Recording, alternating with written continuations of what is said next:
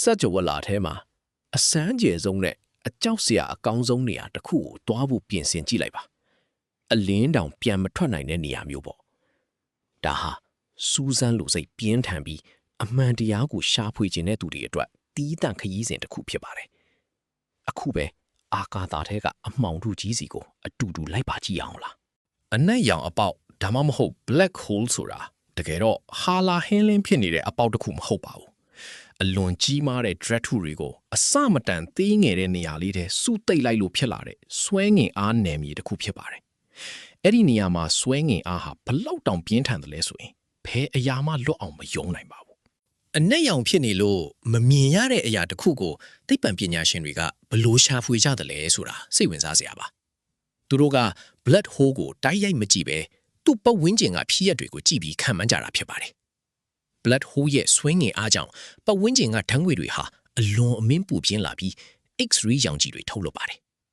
ဒီအချက်ပြမှုတွေကို NASA ရဲ့အဆင့်မြင့် telescope တွေနဲ့ဖမ်းယူပြီးလေ့လာကြတာဖြစ်ပါတယ် black hole တွေဟာအမျိုးအစားစုံလင်လာပါတယ်နေထက်အစပေါင်း3ကနေ100ကြားပိုကြီးတဲ့ကျေစု black hole တွေရှိတယ်လို့နေထက်တန်းပေါင်းများစွာပိုကြီးတဲ့ထုထဲကြီးမားလို့နဲ့ black hole တွေလည်းရှိပါတယ်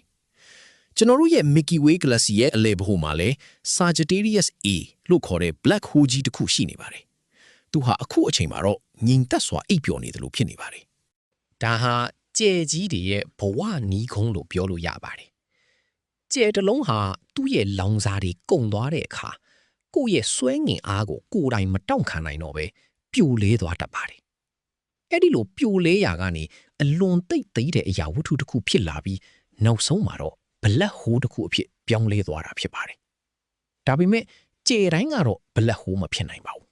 အနက်ရောင်အပေါက်တစ်ခုနားကိုချင်းကပ်သွားတဲ့အခါထူးဆန်းတာတွေစတင်မြင်တွေ့ရမှာပါအလင်းနဲ့ကွေးညွတ်သွားတဲ့အတွက်ဝေးလံတဲ့ကြဲတွေရဲ့ပုံရိပ်တွေဟာပုံပြက်ပန်းပြက်ဖြစ်ကုန်ပါတယ်တချို့နေရာတွေမှာကိုယ့်ရဲ့အတိတ်ပုံရိပ်ကိုတောင်ပြန်မြင်ရနိုင်တဲ့အခြေအနေမျိုးရှိပါတယ်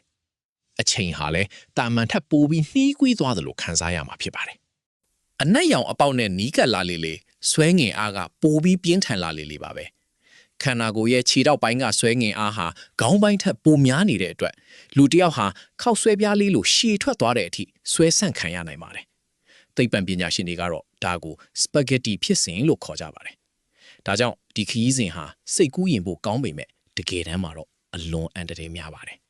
ဖြစ်ရပ်မိုးကုတ်စဝိုင်း event horizon လို့ခေါ်တဲ့နယ်နိမိတ်ကိုကြော်ဖြတ်လိုက်တာနဲ့ပြန်ထွက်ဖို့လမ်းမရှိတော့ပါဘူးအဲ့ဒီအတွင်းထဲမှာဘာတွေရှိနေတယ်လဲဆိုတာဘယ်သူမှအသေးချာမသိကြသေးပါဘူးသိပ္ပံပညာရှင်တွေကတော့အဲ့ဒီထဲမှာအရာအလုံးစုဆုံနေတဲ့အဆက်အပြောက်လေးတစ်ခုရှိမယ်လို့ယူဆကြပါတယ်ဒါဟာသိပ္ပံပညာရဲ့နောက်ဆုံးနေနမိတ်ဖြစ်နေစေပါပြီ2019ခုနှစ်မှာ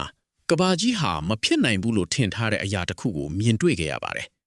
အဲ့ဒါကတော့ black hole ရဲ့ပထမဆုံးဓာတ်ပုံပါပဲကမ္ဘာအနှံ့က telescope တွေကိုပေါင်းစပ်ပြီးကမ္ဘာမြေအရွယ်အစားရှိတဲ့မှန်ပြောင်းကြီးတစ်ခုလိုအသုံးပြုကရိုက်ကူးခဲ့တာဖြစ်ပါတယ်ဒီပုံဟာဝါတာတာဖြစ်နေပေမဲ့သိပ္ပံလောကအတွက်တော့အလွန်တန်ဖိုးရှိတဲ့အချက်လက်တွေပြီးဆွမ်းခဲ့ပါတယ်အနက်ရောင်အပေါက်တွေကိုလေ့လာခြင်းဟာစัจ java လာရဲ့အစနဲ့အဆုံးကိုနားလည်ဖို့ကြိုးစားခြင်းလည်းဖြစ်ပါတယ်NASA ရဲ့ mission တွေဟာအခုထိလည်းဒီလျှို့ဝှက်ချက်တွေကိုဖော်ထုတ်ဖို့ကြိုးစားနေတော့ပါပဲဒီလိုစိတ်ဝင်စားစရာကောင်းတဲ့စัจ java လာရဲ့ဖြစ်ရပ်တွေအကြောင်းကိုနောက်ထပ်လည်းအတူတူဆက်ပြီးလေ့လာသွားကြရအောင်လားဒါဟာပုံမူကြီးမားတဲ့အမှန်တရားတွေစီကိုသွားမယ်လမ်းစာတစ်ခုပဲဖြစ်ပါတယ်